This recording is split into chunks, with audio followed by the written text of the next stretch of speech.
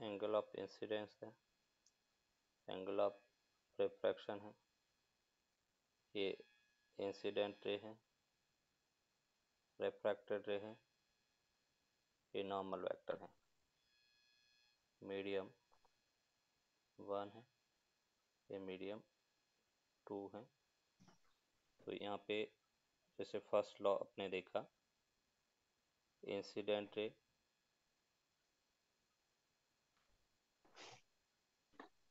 Refracted रे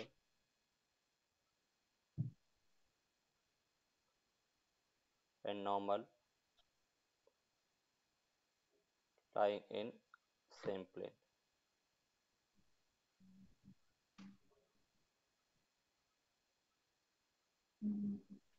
that means हम ये कह सकते हैं कि I vector dot R vector cross N vector, या हम कह सकते हैं कि R vector dot N vector cross I vector, या हम कह सकते हैं N vector dot I vector cross R vector equals to 0 होता है। That is the condition for coplanar vector. Scalar triple product है वो 0 होगा तो कोप्लानर वेक्टर होंगे। And second law that is Snell's law, and Snell's law क्या कहता है, sin I, the ratio of sin I upon sin R will be equal to mu 2 by mu 1। ये जो मीडियम 2 है उसका रिफ्रैक्टिव इंडेक्स mu 2 है, medium 1 का refractive index mu 1 है, और उसको अपन शॉर्ट में mu 2 1 भी लिख सकते हैं, या mu 2 अपॉन 1। ये स्नेल्स लॉ है। और यहाँ पे अपन कह रहे कि mu 2 by mu 1, mu 2 by mu 1 या mu 2 1 या mu 2 1, इसको अपन कहेंगे refractive index of medium 2 with respect to medium 1। Refractive index of medium 2 with respect to medium 1। अभी ये स्नेल्स लॉ आया कहाँ से, इसका प्रूफ अगर देखें तो फर्मेंट्स प्रिंसिपल से अपन इसको प्रूव करते हैं। तो इसका प्रूफ जो है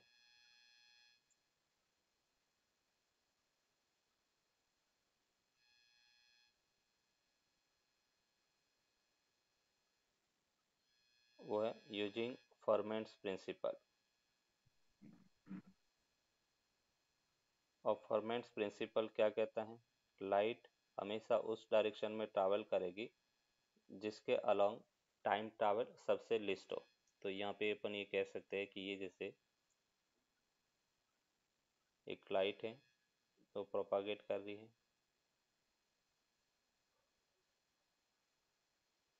ये सोर्स है, और यहाँ से अपन कह रहे कि ये डेस्टिनेशन है।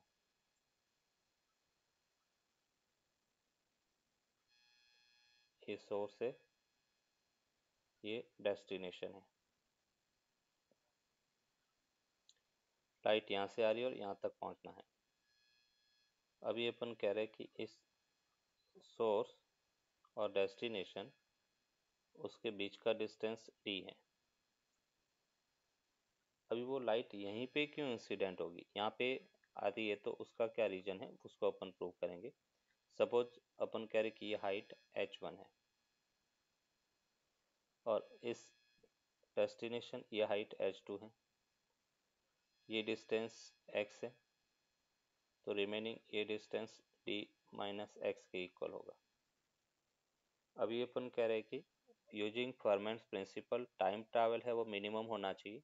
तो टाइम ट्रैवल क्या होगा, तो ये जो डिस्टेंस हाइपोटेनियस है अंडर रूट h1 का स्क्वायर प्लस एक्स स्क्वायर, ये जो है वो भी हाइपोटेनियस है अंडर रूट h2 का square plus d minus x का होल स्क्वायर।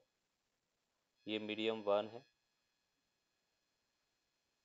जिसका रिफ्रैक्टिव इंडेक्स mu1 है, ये मीडियम 2 है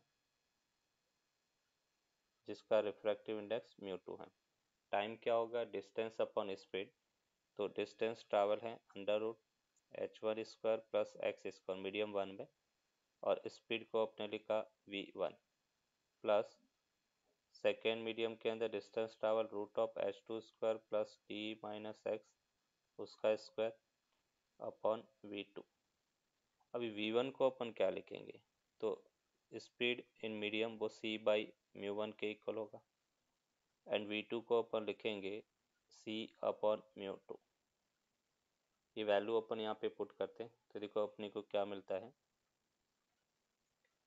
टाइम t जो है that will be equals to under root h1² plus x² और ये c upon mu one plus mu two under root h² plus h2² plus d minus x का square upon c। अभी बेटा अपन कह रहे हैं कि फॉरमैन्स प्रिंसिपल के अकॉर्डिंग टाइम मिनिमम होना चाहिए, तो मिनिमम के लिए क्या करेंगे, using maxima minima dt by D mu अपन फाइंड करेंगे। तो यहाँ से अपने को मिला फैन चला के हाँ,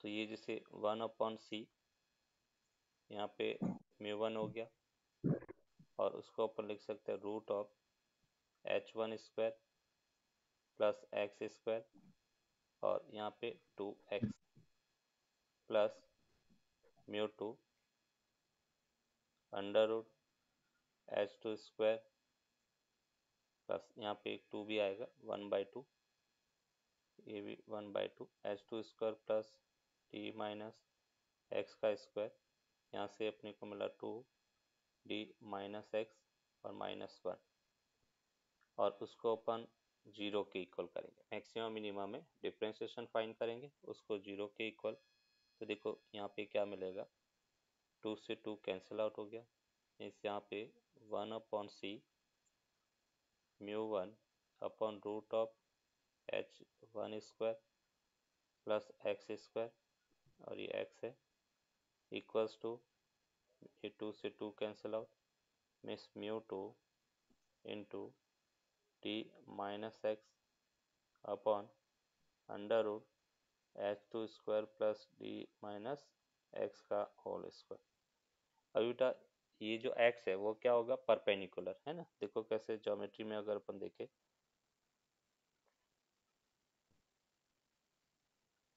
तो यहाँ पे अपन कह रहे कि ये एंगल और ये एंगल दोनों इक्वल होगा, तो इसको अपन आई कह सकते हैं क्योंकि ज्योमेट्री से ये भी एंगल आई है, ये आर है और ये भी एंगल आर होगा।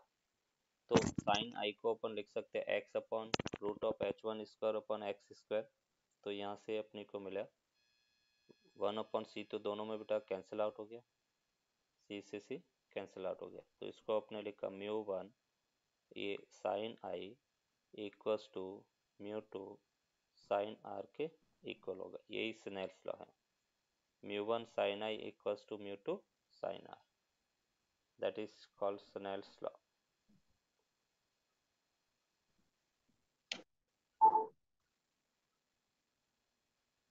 इक्वेशन 1, अगर मीडियम 2 से जिस पाथ से आई सेम एंगल बेटा आर से अपन इंसिडेंट करवा रहे हैं तो वो रिफ्लेक्ट किस एंगल से होगी, आई से होगी, तो यहाँ पे अपन कह रहे हैं refraction of light, refraction of light from medium 2 to medium 1 means इसको अपन कह सकते हैं sine R upon sine I and that will be equals to mu one by mu two और वो म्यू1 2 के इक्वल होगा, दैट इज इक्वेशन 2 होगी।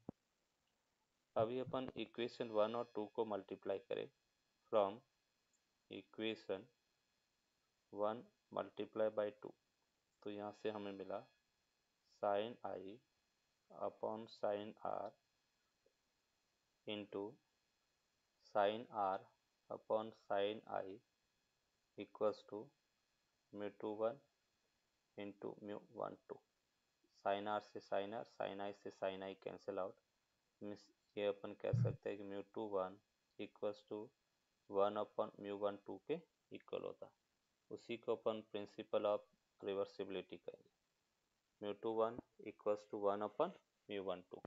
अगर μ2 1 दिया हुआ और μ1 2 की रिक्वायरमेंट है तो अपन उसको इस टाइप से रिलेट कर सकते हैं। ठीक है सर। अगर अपन कह रहे कि एक से ज़्यादा मीडियम से रिफ्रैक्शन हो रहा है तो अपन कैसे फाइंड करेंगे? सर फिर सेम चीज हो जाएगी ना, बस स्नेल्स लॉ को दो बार करेंगे दो सरफेसेस पर। हाँ, अगर अपन इसको लिख लेते हैं, 2 3 4 जितनी भी सरफेसेस है उसको अपन कुछ इस टाइप से रिलेट कर सकते हैं। Refraction of light from more than two medium.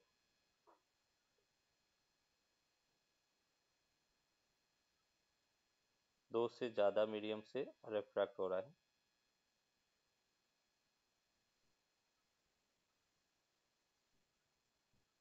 ये जैसे मीडियम 1 है, ये 2 और ये 3 हो गया। यहाँ से लाइट इंसिडेंट हुई, ये फर्दर रिफ्रैक्ट हो रही है, ऐसे रिफ्रैक्ट हो रही है।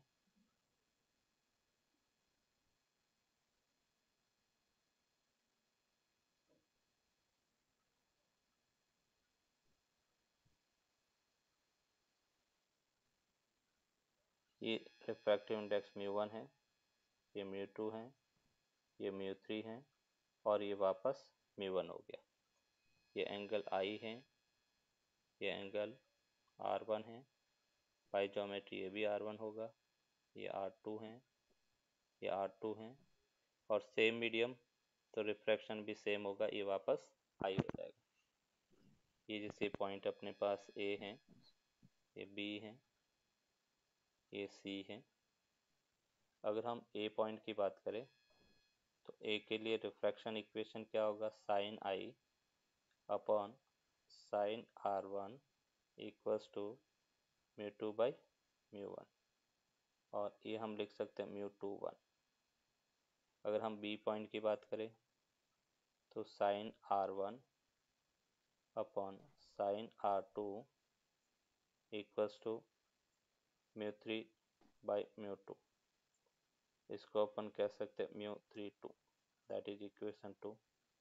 अगर C पॉइंट की बात करें तो sine R2 upon sine I equals to μ1/μ3 और उसको अपन μ31 लिख सकते हैं, दैट इज इक्वेशन 3। तीनों को मल्टीप्लाई करेंगे तो from equation 1 multiply by 2 multiply by 3, तो यहाँ से अपने को मिलेगा, ये सब कैंसिल आउट हो जाएंगे, तो μ21 इंटू μ32 इंटू μ31, सॉरी μ13, इन तीनों का प्रोडक्ट 1 के इक्वल होगा।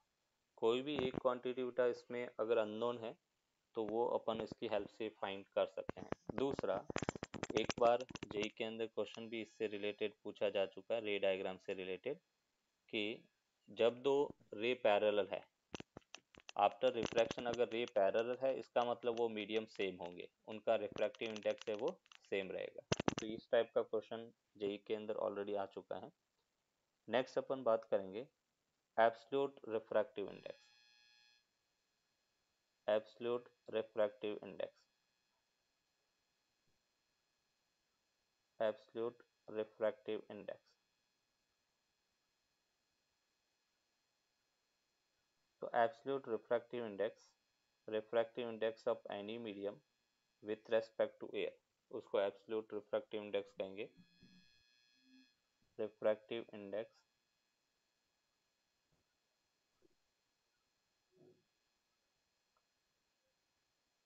Any medium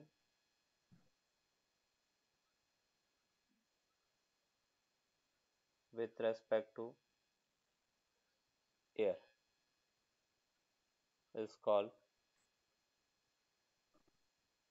absolute refractive index।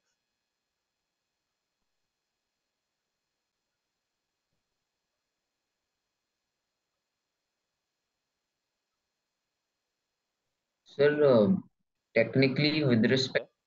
तो absolute refractive index, velocity of light in vacuum और एयर, या velocity of light in medium, इसका जो रेशियो है c बाई वी। अगर हमें किसी मीडियम में वेलोसिटी फाइंड करना तो इन जनरल हम क्या लिखते हैं, c बाई म्यू, जहाँ पे म्यू एब्सोल्यूट रिफ्रैक्टिव इंडेक्स है। म्यू क्या है, एब्सोल्यूट रिफ्रैक्टिव इंडेक्स। अगर हम रिफ्रैक्टिव इंडेक्स ऑफ एयर या वैक्यूम देखें तो वो 1 होता है। Refractive index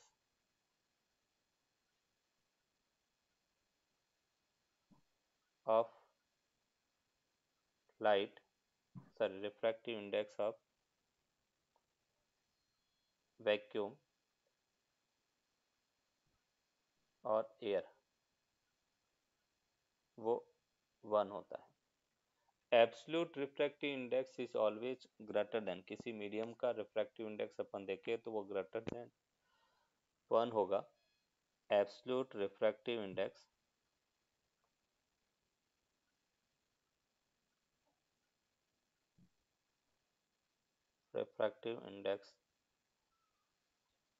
of medium is always greater than 1.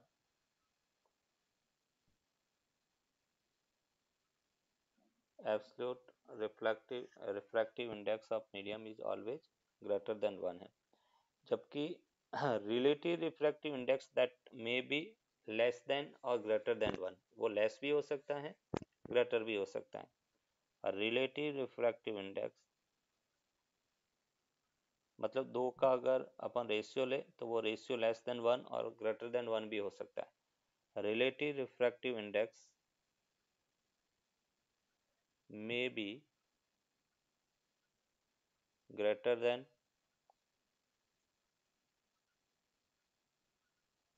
or less than 1। तो ये एब्सोल्यूट रिफ्रैक्टिव इंडेक्स, उसको अपन ने डिफाइन किया, velocity of light in vacuum, air, या velocity of light in medium. तो एंगल ऑफ डिवीजन को अपन डिफाइन करेंगे, angle between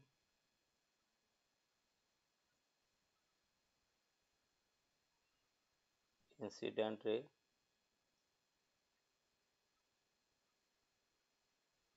and the refracted रे।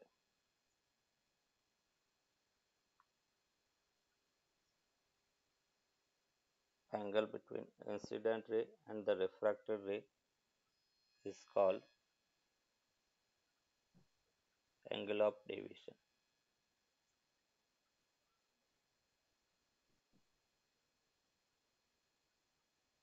एंगल ऑफ डेविएशन, जैसे अपन कह रहे कि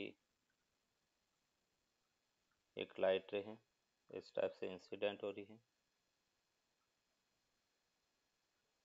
after incident towards the normal shift हो रही है। अगर जब रे टुवर्ड्स द नॉर्मल शिफ्ट हो रही है, इसका मतलब रे रेयर टू डेंसर में मूव कर रही है।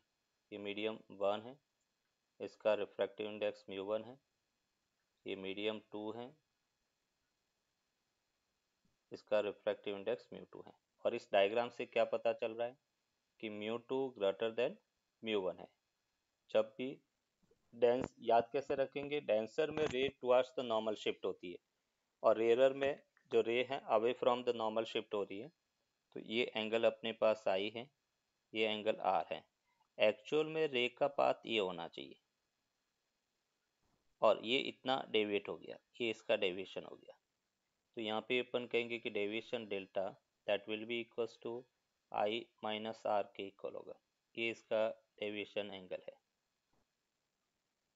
अगर अपन कह रहे इसका उल्टा, अगर μ1 ग्रेटर देन μ2 होता तो रे डायग्राम कुछ इस टाइप से होता। ये नॉर्मल है,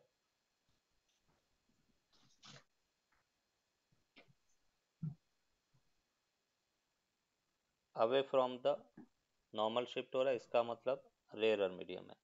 तो ये μ1 है फर्स्ट मीडियम, ये μ2 है, और यहाँ पे अपन कहेंगे μ1 ग्रेटर देन μ2, मतलब फर्स्ट मीडियम डेंसर और सेकंड मीडियम रेयर है। ये एंगल आई हो गया, ये एंगल आर हो गया, एक्चुअल में उसका पाथ ये होना चाहिए, और इस टाइप से ये डेविएट हो रहा है। तो यहाँ पे डेविएशन को अपन क्या लिखेंगे, आर आर माइनस आईटा, तो ये इसका एंगल ऑफ डेविएशन।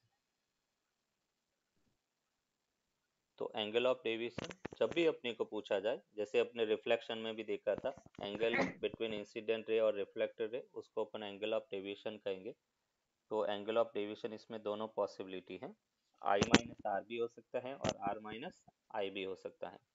अगर कोई रे नॉर्मल इंसिडेंट करती हैं तो एंगल ऑफ डेविएशन 0 होगा for normal incidence. Normal incidence के अंदर रे डेविएट नहीं होती है। जैसे ये अपने पास एक मीडियम है और रे नॉर्मल इस टाइप से इंसिडेंट हो रही है, ऐसे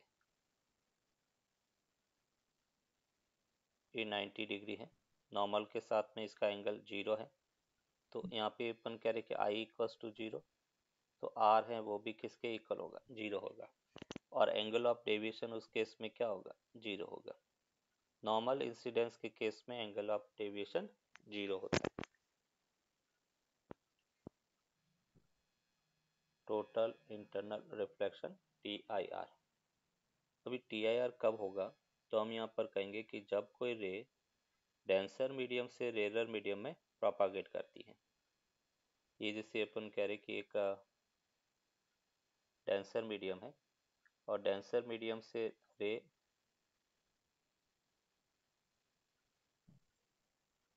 रेरर मीडियम में प्रोपागेट कर रही है। जैसे अपन कह रहे कि फर्स्ट केस में ये रे इंसिडेंट हो रही है,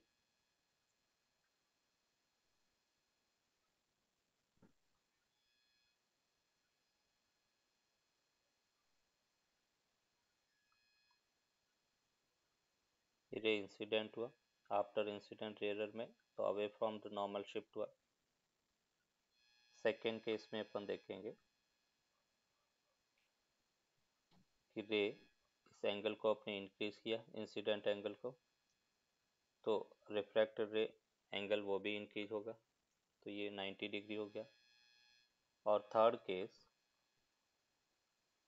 हम इंसिडेंट रे को और इंक्रीज कर रहे हैं, मतलब तो ये फर्दर सेम पाथ में रिफ्रैक्ट बैक हो गई। तो यहाँ पे ये रे इंसिडेंट हुआ, ये रिफ्रैक्ट हो रहा है, ये इंसिडेंट, ये रिफ्रैक्ट, ये इंसिडेंट और ये रिफ्रैक्टेड। जब भी बेटा अपन बोर्ड का अगर पेपर देते हैं तो उसमें अपन को जो रे ड्रॉ कर रहे हैं तो रे विथ एरो होना चाहिए। अगर आपने एरो ड्रॉ नहीं किया तो वो रॉन्ग डायग्राम माना जाएगा। तो ये सब चीजें, छोटी छोटी चीजें अच्छा। अपने को बोर्ड में ध्यान रखना होता है कि जब भी अपन रे ऑप्टिक्स पढ़ रहे हैं तो रे की डायरेक्शन बताना जरूरी है। तो ये अपने पास एंगल आई है, यहाँ पे ये अपने कहा कि एंगल आर है, यहाँ पे एंगल ये 90 डिग्री हो गया, ये एंगल आई है, ये भी एंगल आई है, ये भी एंगल आई है। अभी इस फर्स्ट केस में आई है वो लेस देन थीटा सी है, थीटा सी यहाँ पे क्रिटिकल एंगल है, उसको डिफाइन करेंगे। सेकेंड केस में आई इक्वल्स टू थीटा सी के इक्वल है, और थर्ड केस में आई है वो थीटा सी से ग्रेटर है। तो जब अपन कह रहे कि आई लेस देन थीटा सी है, उस केस में बेटा एंगल ऑफ डेविएशन की हम बात करें तो आर माइनस आई के इक्वल होगा, ये एंगल ऑफ डेविएशन हो गया। सेकेंड केस में अगर एंगल ऑफ डेविएशन की बात करें तो π/2 माइनस थीटा सी होगा, और थर्ड केस में अगर एंगल ऑफ डेविएशन की बात करें तो ये अपने पास π-2 थीटा सी के इक्वल होगा। और यहाँ पे अपन कह रहे कि जो थीटा सी है उसको अपन क्रिटिकल एंगल कहेंगे, आगे डिफाइन करेंगे इस एंगल को क्रिटिकल एंगल। अभी देखो डिफाइन कैसे करेंगे, यहाँ पे अपन कह रहे कि ये ठीक है। सरफेस थी, व्हेन ये जो मीडियम है, फर्स्ट मीडियम अपन कह रहे कि डेंसर है, टोटल इंटरनल रिफ्लेक्शन तभी होगा जब रे डेंसर मीडियम से रेयर मीडियम में प्रोपागेट कर रही है। तो when a light ray propagates from denser medium to rarer medium,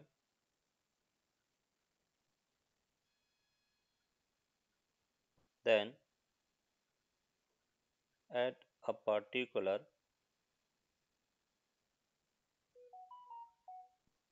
incident angle,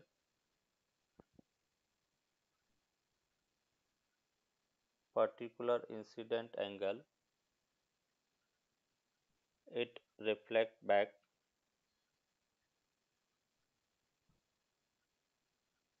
in same medium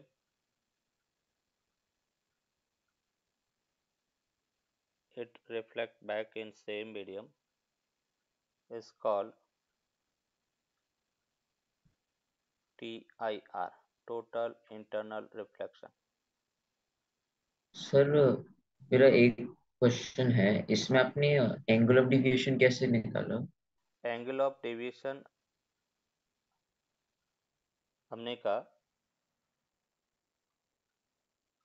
angle between, जैसे अभी अपने पहले डिफाइन किया था, एंगल बिटवीन इंसिडेंट रे और रिफ्रैक्टेड रे, उसके बीच का जो एंगल है उसको अपन एंगल ऑफ डेविएशन कहेंगे। यहाँ पे आर ग्रेटर है, तो अगर मैं इस आई को सीधा स्ट्रेट करता हूँ तो ये एंगल उसका एंगल ऑफ डेविएशन हो गया, और उसको हमने कहा आई माइनस आर माइनस आई हो गया। अभी इसमें लाइट बेटा सीधा इधर जाना चाहेगी ये, और ये लाइट यहाँ पे डेविएट हो रही है, तो इसको अपने कहा पाई बाई 2 माइनस थीटा से। अभी हम कह रहे फिर हैं तो कि वही, जो अर्थ, पहला केस है उसमें आई माइनस आर होगा। नहीं आर माइनस आई, आर बड़ा है, बड़े में से छोटे को सब्ट्रैक्ट करें। रेयर मीडियम में ठीक है सर। एंगल ऑफ रिफ्रैक्शन ज्यादा होगा, तो आर ग्रेटर है तो ग्रेटर में से आई को सब्ट्रैक्ट कर दिया। ठीक है सर। तो ये अपने डिफाइन किया। यहाँ पे अपने कहा कि एक पर्टिकुलर एंगल पर जब लाइट रे इंसिडेंट होती हैं और वो फर्दर सेम मीडियम में रिफ्लेक्ट हो जाती हैं, उसको TIR कहेंगे, and that angle is called critical angle. तो यहाँ पे अपन कह रहे हैं कि जो क्रिटिकल एंगल है वो क्या, उसको अपन डिफाइन करते हैं। क्रिटिकल एंगल, क्रिटिकल एंगल को थीटा सी से डिनोट करेंगे, और क्रिटिकल एंगल थीटा सी क्या है, तो जैसे हम कह रहे हैं ये जैसे मीडियम है, और इस मीडियम में अपन कह रहे हैं कि denser to rare light travel कर रही है, एक पर्टिकुलर एंगल पर लाइट इंसिडेंट हुई और एंगल ऑफ रिफ्रैक्शन है वो 90 हो गया, ये एंगल ऑफ रिफ्रैक्शन 90 डिग्री है। तो जो एंगल ऑफ इंसिडेंस है उसको हम क्रिटिकल एंगल थीटा सी कहेंगे। सपोज अपन कह रहे हैं कि ये जो मीडियम μ1 रिफ्रैक्टिव इंडेक्स है और जो रेयर मीडियम है वो μ2 है। यहाँ पे अपन कह रहे हैं μ1 ग्रेटर देन μ2। फर्स्ट जो मीडियम है उसका रिफ्रैक्टिव इंडेक्स ग्रेटर है सेकंड से, तभी जाके TIR होगा, अदरवाइज नहीं होगा। तो यहाँ पे अपन कह रहे हैं कि अगर मैं स्नेल्स लॉ अप्लाई करता हूँ यहाँ पर यूजिंग स्नेल्स लॉ,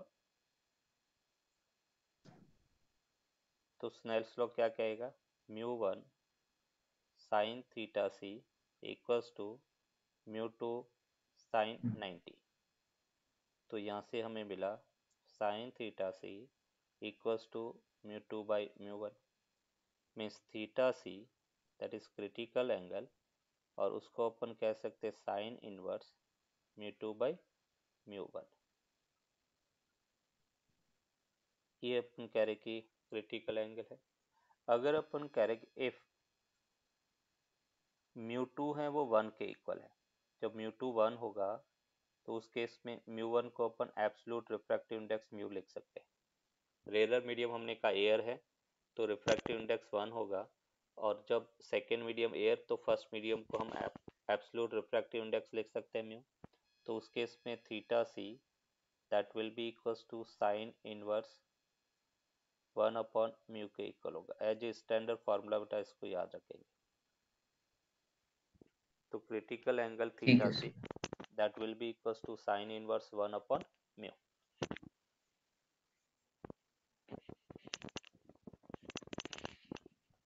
ठीक है सर। अभी अगर अपन graph between angle of deviation और इंसिडेंट एंगल देखें तो क्या होगा। तो यहाँ पे हम कह रहे हैं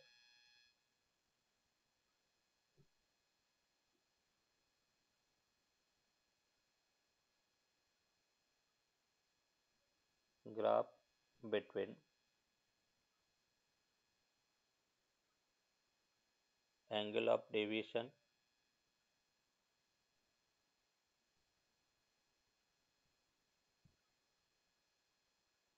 एंड इंसिडेंट एंगल।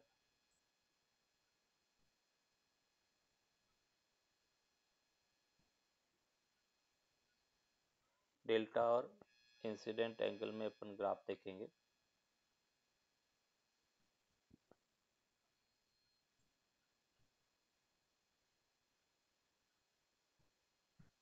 ये एंगल ऑफ डेविएशन है, ये इंसिडेंट एंगल है, ये डेविएशन एंगल है और ये इंसिडेंट एंगल है। और इसका जो ग्राफ है वो कुछ इस टाइप से अपने को मिलेगा।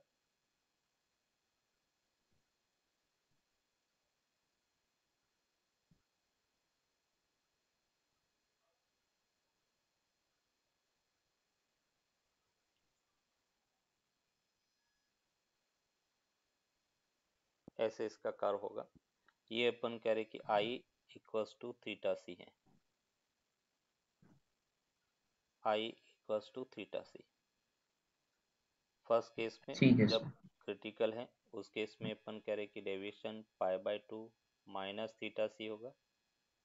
और इंसिडेंट एंगल थीटा सी से थोड़ा सा भी ज़्यादा है, जैसे 0.1111 एंगल भी अगर ज़्यादा है तो उसी मोमेंट पर अपन कह रहे कि उसका एंगल ऑफ डेविएशन π-2 थीटा सी हो जाएगा। और π-2 थीटा सी तो वो अपन कह रहे कि स्ट्रेट लाइन मिलेगा अपने को। बट यहाँ पे जो एंगल है इस पॉइंट से उसमें जैसे अपन कह रहे कि अगर आई लेस देन थीटा सी है उस केस में अपन कह रहे कि एंगल ऑफ डेविएशन अभी हमने कहा था delta equals to R minus I के इक्वल था। डेल्टा है वो आर माइनस आई के इक्वल था। आर को अगर अपने को फाइंड करना तो हम ये कह सकते हैं कि फर्स्ट जैसे medium μ1 sine I equals to μ2 sine R था। यहाँ पे साइन आर को हम लिख सकते हैं क्योंकि एंगल ऑफ इंसिडेंस हमें पता है μ1/μ2 इंटू साइन आई। और आर को हम लिख सकते हैं साइन इनवर्स μ1/μ2 साइन आई। तो एंगल ऑफ डेविएशन जो अपने को मिला delta that will be equals to sine inverse μ1/μ2 sine I minus I. ये बेटा अपन कह रहे कि डेल्टा होगा, मतलब ये जो कर्व के फॉर्म में ग्राफ मिला है वो इसकी इक्वेशन ये है। ठीक है सर। और सेकेंड जो अपने पास है जो स्ट्रेट लाइन अपने को मिला कि अगर आई ग्रेटर देन थीटा सी है और जब आई ग्रेटर देन थीटा सी होगा तो उस केस में अपन कह रहे कि डेविएशन है वो होगा π-2 आई बेटा। अभी आई हमें पता है straight line with negative slope तो ये डेल्टा की वैल्यू इसमें स्ट्रेट लाइन होगा। ये जो कर्व है वो इसका है, इसका कर्व अपन कह रहे कि पाई ये straight line with negative slope है।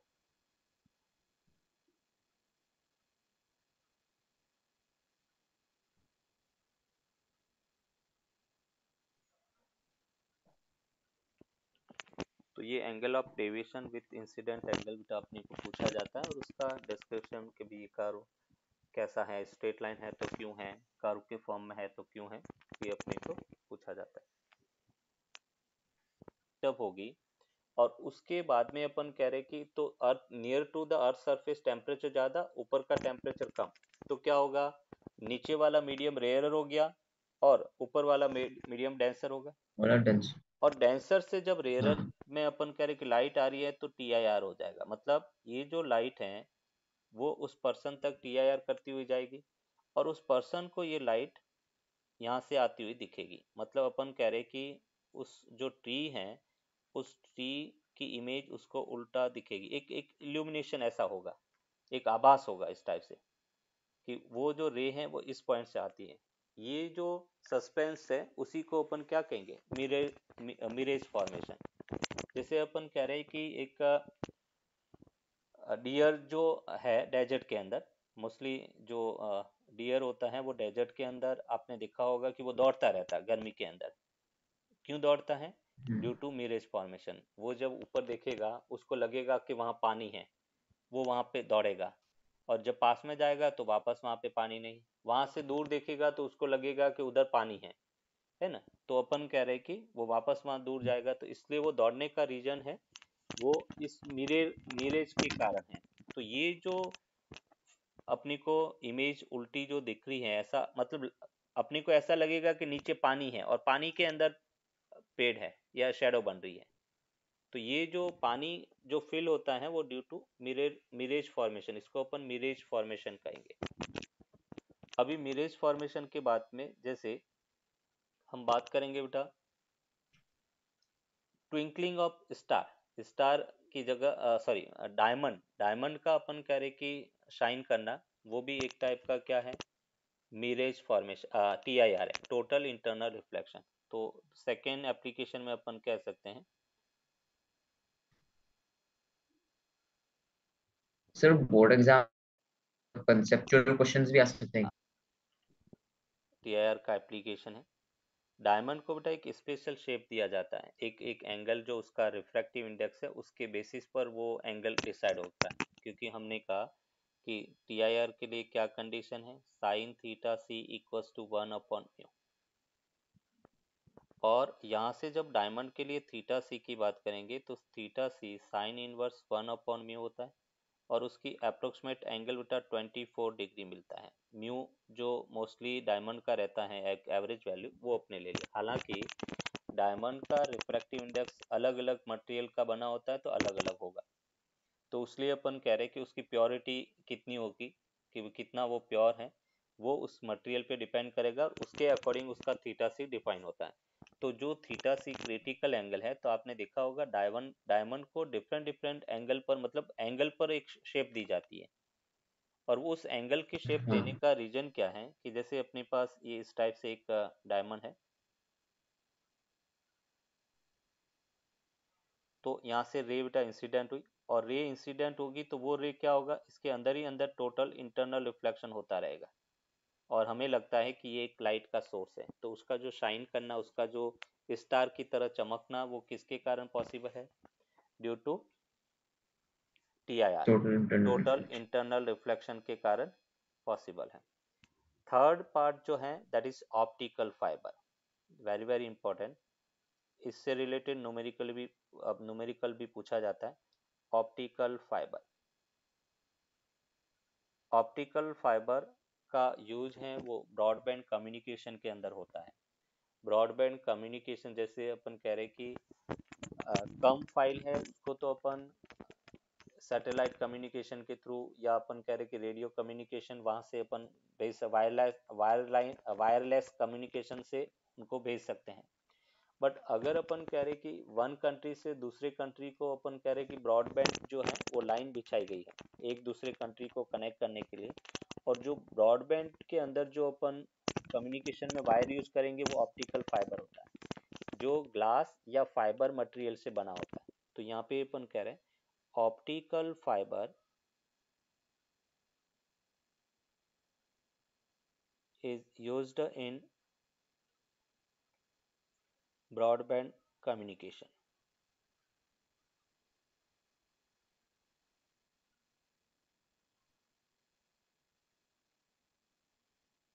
ठीक है sir.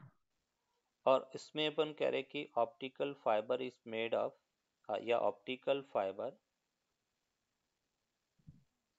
is very thin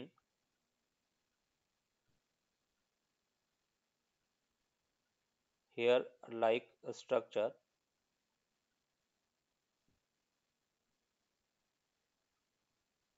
made of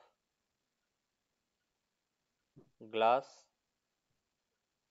और फाइबर। ग्लास मटेरियल या अपन कह रहे कि फाइबर मटेरियल से बना होता है। अभी देखो इसका वर्किंग क्या है, किस टाइप से इसका स्ट्रक्चर रहेगा। तो ये जैसे अपने पास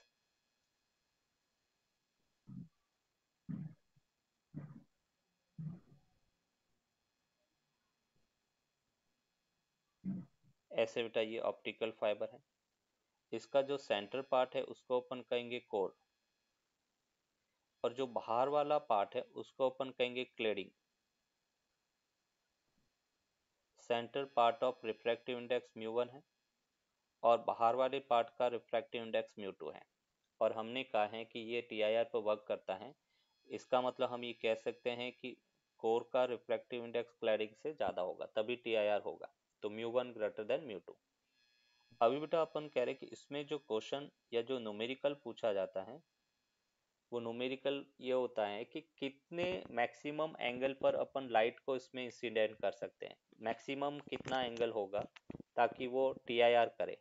तो यहाँ पे अपन कह रहे कि एक लाइट इंसिडेंट अपन कर रहे हैं और हमें पूछा गया है कि थीटा मैक्स कितना है। मतलब फॉर टीआईआर की कंडीशन क्या है, फॉर टीआईआर जो इंसिडेंट एंगल है वो less than equals to theta max होना चाहिए। ये कंडीशन है, less than equals to theta max.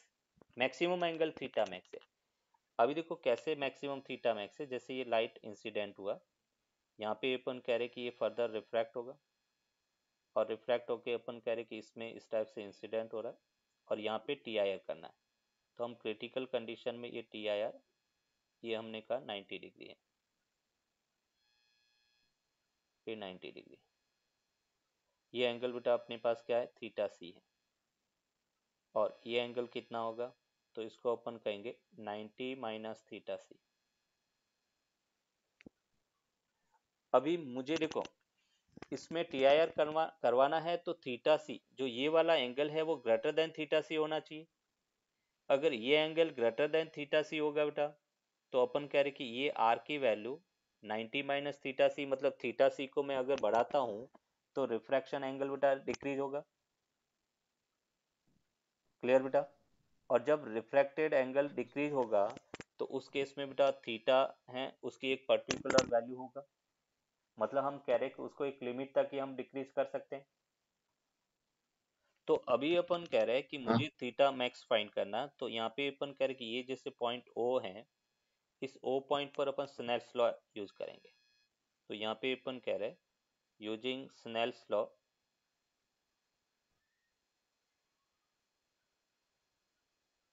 इससे रिलेटेड एमसीक्यू भी बोर्ड में बहुत पूछे जाते हैं और इस कंसेप्ट से रिलेटेड न्यूमेरिकल भी कई बार पूछे गए हैं।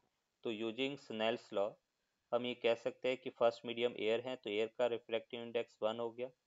ये अपन कह रहे कि साइन थीटा मैक्स हो गया इक्वल्स टू कोर, कोर का रिफ्रैक्टिव इंडेक्स अपन कह रहे कि म्यू 1 है और ये अपने पास साइन 90 माइनस थीटा सी के इक्वल होगा।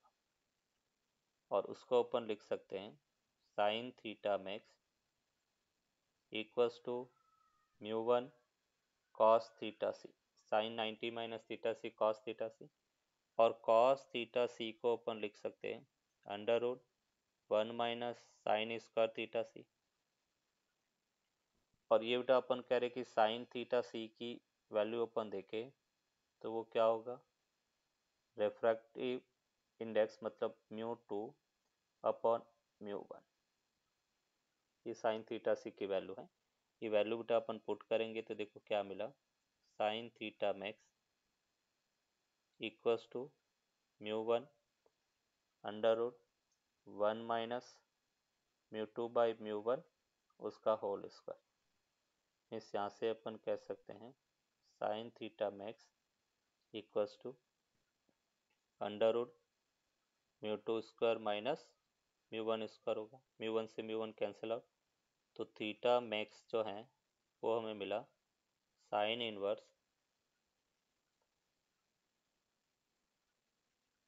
Under root mu two square minus mu one square होगा। ये बेटा मैक्सिमम इंसिडेंट एंगल होगा। इस एंगल से अपन कह रहे कि लाइट इंसिडेंट होगी तो अपन कह रहे कि टी आई आर होगा under root mu two square minus mu one square. Optical fibre के अंदर जो लाइट जो सिग्नल है उसको लाइट के फॉर्म में अपन एक डिस्टेंस से दूसरे डिस्टेंस तक प्रोपागेट करेंगे। मतलब जो इंफॉर्मेशन है उसको अपन कम्युनिकेट करेंगे एक पॉइंट से दूसरे पॉइंट तक। मतलब इलेक्ट्रिकल सिग्नल जो होगा उसको लाइट सिग्नल में चेंज करेंगे और फर्दर रिसीविंग एंड पर अपन कह रहे कि जो लाइट एनर्जी है उसको इलेक्ट्रिकल सिग्नल में कन्वर्ट करके और ट्रांसड्यूसर की हेल्प से अपन जो ओरिजिनल सिग्नल है उसमें कन्वर्ट करेंगे। Refraction of the light from variable refractive index, इसमें दो केस स्टडी करेंगे। तो पहले अपन केस वन की बात कर रहे हैं। केस वन में अपन कहेंगे कि जो रिफ्रैक्टिव इंडेक्स है mu that is function of Y है। वाई के साथ में अपन कह रहे कि मीडियम है वो वैरी कर रहा है। ये जैसे अपन कह रहे कि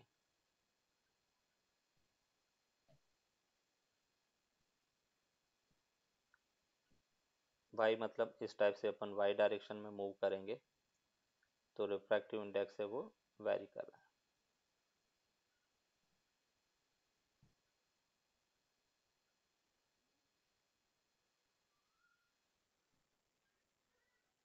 अभी अपन कह रहे कि जब कोई लाइट रे प्रोपागेट करेगी तो देखो बेटा अपन क्या कह रहे कि यहाँ पर ग्रेजिंग इंसिडेंस अपन कर रहे हैं 90 डिग्री पर लाइट को इंसिडेंट कर रहे हैं। ये अपन कह रहे कि 90 हाँ सर। डिग्री पर एक लाइट रे इंसिडेंट हुई। जैसे वो डेंसर मीडियम में जाएगी टुवर्ड्स द वाई के साथ में बेटा मीडियम रिफ्रैक्टिव इंडेक्स इंक्रीज हो रहा है तो हम कहेंगे इस टाइप से ये रे डेविएट होगी। यहाँ पे अपन कह रहे कि जैसे ये नॉर्मल हो गया, ये यहाँ पे नॉर्मल हो गया, ये नॉर्मल यहाँ पे। जैसे जैसे बेटा अपन कह रहे कि लाइट ऊपर जा रही है वैसे वैसे टुवर्ड्स द नॉर्मल शिफ्ट हो रही है। और जब रे रिफ्रैक्ट हो रही हैं और डिफरेंट डिफरेंट मीडियम में तो स्नेल्स लॉ से हम ये कह सकते हैं कि mu one sine theta one equals to mu two sine theta two equals to mu three sine theta three equals to बेटा mu n sine theta n. और वो हमेशा कांस्टेंट होता है। रिफ्रैक्टिव इंडेक्स और उसमें जो एंगल ऑफ इंसिडेंस है उसका साइन दोनों का प्रोडक्ट हमेशा कांस्टेंट आएगा ऑलवेज बेटा। तो अगर मैं एक पॉइंट बेटा मैंने ठीक है। यहाँ पे लिया, ये जैसे अपन कह रहे कि पॉइंट वन है तो कोई भी दो पॉइंट अपन सेलेक्ट कर सकते। सपोज अपने को कहा गया है कि एक पॉइंट P है और P का कोऑर्डिनेट x, y है और हमें इसका पाथ की इक्वेशन फाइंड करना है कि जो पाथ है वो कैसा है वो अपने को फाइंड करना है। तो हम ये कह सकते हैं कि 1 × sin 90 बेटा angle of incidence first 90 degree है इक्वल्स टू ये हमने कहा रिफ्रैक्टिव इंडेक्स y का फंक्शन है तो म्यू वाई और उसको बेटा अपने साइन थीटा ले लिया। यहाँ पे अपन कह रहे कि ये एंगल सपोज थीटा है तो इसको अपने साइन थीटा ले लिया। ठीक है सर। अभी अपन कह रहे कि साइन 90 की तो वैल्यू 1 होता है तो ये बेटा अपन कह रहे कि mu Y sine theta equals to 90 मतलब 1 हो गया तो साइन थीटा को अपन क्या लिख सकते हैं 1 / म्यू वाई, ये अपन ने लिख दिया। और साइन थीटा होता है बेटा perpendicular upon hypotenuse, that is equation 1।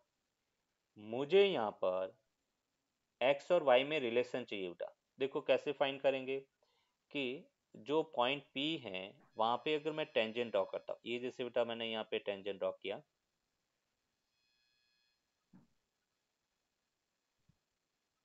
और यहाँ पे अपन कह रहे कि ये एंगल अपने थीटा लिया है तो ये एंगल बेटा कितना होगा 90 माइनस थीटा होगा। जो टेंजेंट है उस टेंजेंट का स्लोप अगर देखे तो स्लोप कितना होगा बेटा 10 90 माइनस थीटा। हाँ सर। तो यहाँ पे अपन कह रहे कि अगर मैं स्लोप की बात करता हूँ और स्लोप होता है dy by dx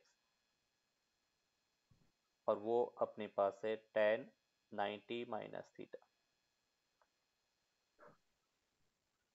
और dy by dx tan 90 minus theta को अपन क्या लिख सकते हैं cot थीटा प्रॉपर्टी बेटा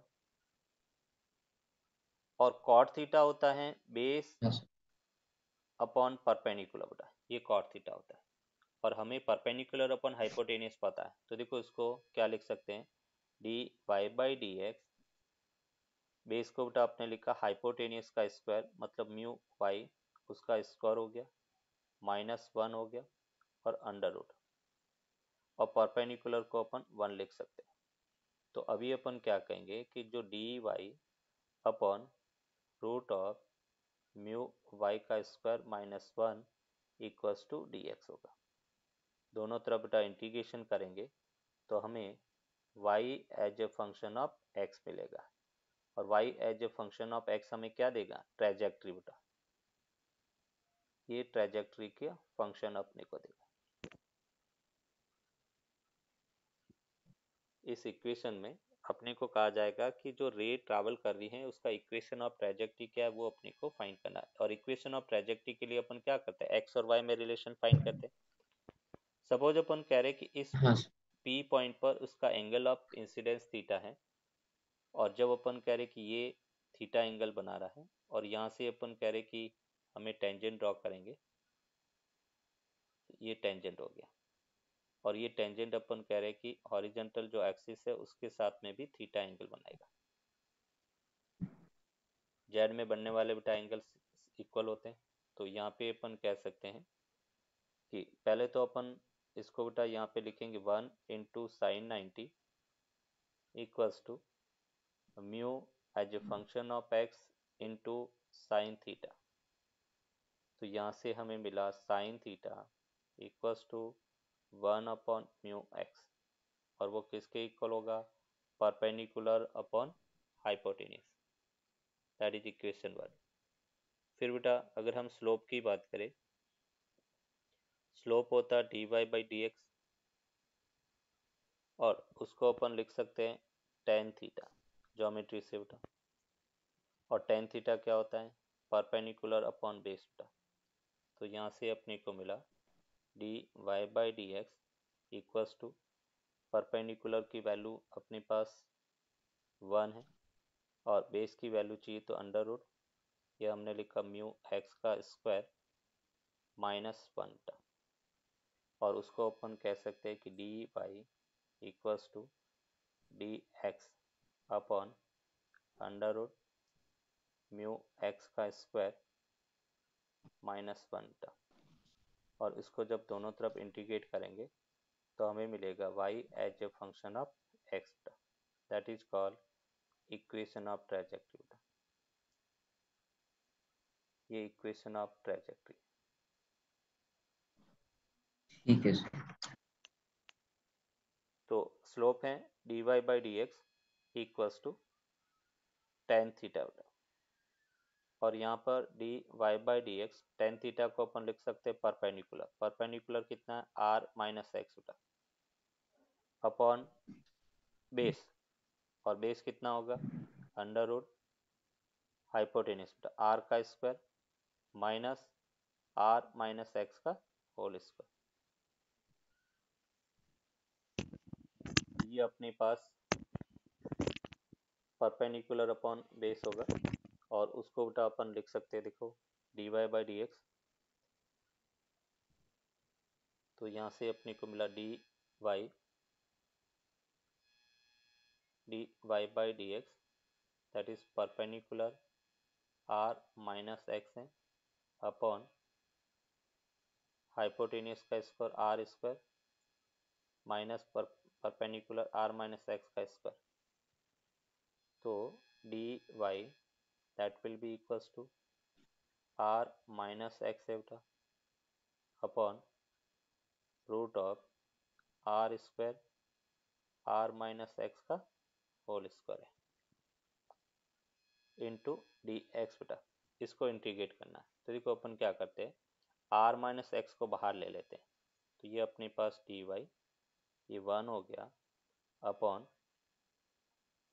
इसको अगर अपन डिवाइड करेंगे तो ये हमें मिला R square upon R minus x का होल स्क्वायर -1, ये बेटा अपन कह रहे कि dx हो गया। या उसको इसी फॉर्मेट में रहने देते और इंटीग्रेशन बाय सब्स्टिट्यूशन अपन देखते हैं। तो यहाँ से देखो अपने को क्या मिलता है, हम ये सब्स्टिट्यूशन से एज्यूम कर लेते हैं कि let r minus x square या आर स्क्वायर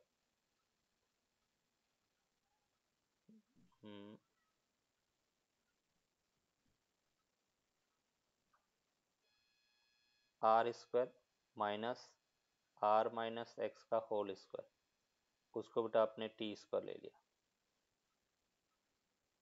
उसको अपन टी स्क्वायर एज्यूम करेंगे तो देखो हमें क्या मिला, आर स्क्वायर का बेटा 0 हो गया -2 R minus X into -1 into D X, वो अपने को क्या मिला 2t dt। तो यहाँ से अपन कह सकते हैं कि R minus X minus minus plus हो गया इंटू डी एक्स और वो टी डी टी के इक्वल होगा। क्लियर? इसको बेटा इंटीग्रेट कर लेते हैं तो D Y equals to R minus X D X, उसकी जगह टी डी टी रखा और यहाँ पे टी स्क्वायर तो ये अपने पास टी हो गया और उसको इंटीग्रेट कर लिया, ये बेटा इंटीग्रेशन। अभी अपन कह रहे जब हम लिमिट चेंज करेंगे फॉर लिमिट बेटा, फॉर लिमिट में अपन कह रहे हैं कि जब x इक्वल्स टू 0 है तो बेटा r है टी है वो भी 0 के इक्वल होगा, r माइनस r 0 हो गया। और जब x इक्वल्स टू x है, x को x रखा तो उस केस में अपन कह रहे कि t जो है वो हमें मिलेगा under root R square minus are minus x का होल स्क्वायर। तो ये लिमिट अपन रखेंगे कि t इक्वल्स टू 0, y की वैल्यू 0 हो गया and t equals to under root R square minus are minus x का होल स्क्वायर और ये y के इक्वल मिला। क्लियर?